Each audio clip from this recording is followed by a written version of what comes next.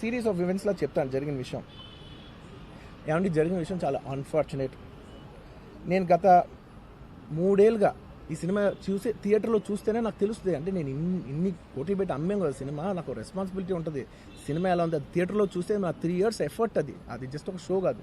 నాకు ఎమోషనల్గా అది 3 years ఎఫర్ట్. అసలు ఏమవుతుంది నా future, it's like make or break moment for me. So అలాంటి ఇంపార్టెంట్ పాయింట్లో నేను వెళ్తూ నేను అదే ఆలోచించాను తప్ప నేనేమి ఇర్రెస్పాన్సిబుల్గా గత 20-30 ఏళ్ళుగా నేను అదే థియేటర్కి వెళ్తున్నాను. ఓల్డ్ సినిమాలకి వెళ్ళాను నేను అదే థియేటర్కి. నా సినిమాలు కాకుండా బయట సినిమాలకి వెళ్ళా. ఎప్పుడు ఇలాంటి యాక్సిడెంట్ అవ్వలేదు. అండ్ నేనేదో ఇర్రెస్పాన్సిబుల్గా థియేటర్కి వెళ్ళిపోయాను, పర్మిషన్ లేకుండా వెళ్ళిపోయాను అనేది అబ్సల్యూట్లీ ఫాల్స్ ఇన్ఫర్మేషన్. అలాంటిది ఏమీ లేదు. థియేటర్ వాళ్ళు పర్మిషన్ సార్ట్అవుట్ చేసుకున్నారని చెప్పి మేము అక్కడికి వెళ్ళాము. అక్కడికి వెళ్తే పోలీసులే క్లియర్ చేస్తున్నారు అక్కడ. So it is understood that everything is sorted. నేను వాళ్ళ డైరెక్షన్లోనే వెళ్తున్నాను. అండ్ ఒకవేళ నిజంగా పర్మిషన్ లేకపోయి ఉంటే చాలాసార్లు వాళ్ళు చెప్తారు, సార్ మీ పర్మిషన్ లేదంటే మేము రెండింటిని వెళ్ళిపోతాం. వాళ్ళే క్లియర్ చేసి ముందుకు రమ్మంటూ ఉంటే పర్మిషన్ ఉందనుకునే కదా మేము ముందుకు వెళ్తూ ఉంటాం in that flow of things.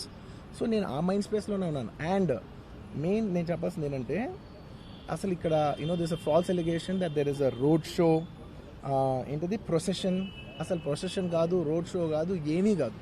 Just theatre ఇక్కడ ఉన్నాను, అక్కడ theatre just couple of yards away from the theatre. అది అసలు రోడ్ షో కాదు, ఏమీ కాదు. కార్ అలా వెళ్తూ ఆగిపోయింది.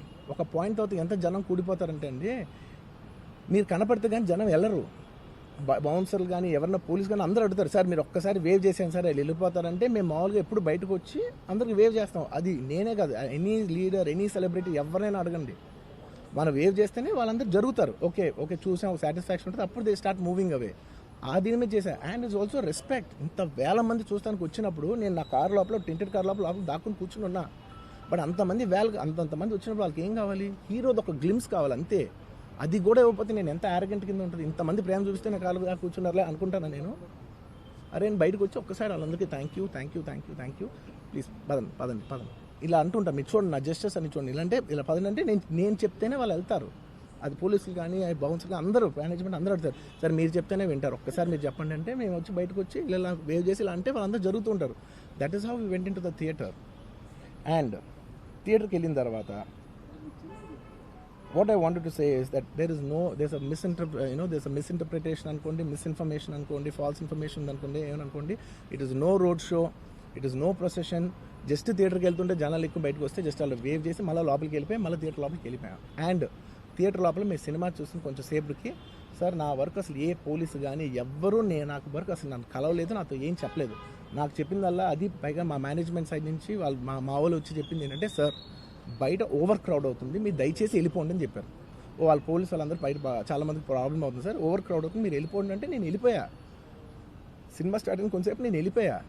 నేను మా వైఫ్ అందరూ మేము బయటకు వచ్చాము అంతే. నాకు అసలు ఆ తర్వాత నెక్స్ట్ డే నాకు తెలిసింది, ఒక లేడీ ఇలా ఉందంట, కళ్ళు తిరిగి పడిపోయిందంట, ఆ తర్వాత ఆవిడ పాపం చనిపోయిందంట, ఇలా ఒక కిడ్ ఉన్నాడు అంటే నేను షాక్లో గురయ్యా.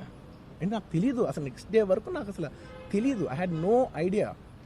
ఎందుకంటే నేను నా పిల్లోనే పక్కన పెట్టుకున్నా, నా వైఫ్, నా కొడుకు, నా కూతురు థియేటర్లోనే ఉన్నారు. నాకు తెలీదు.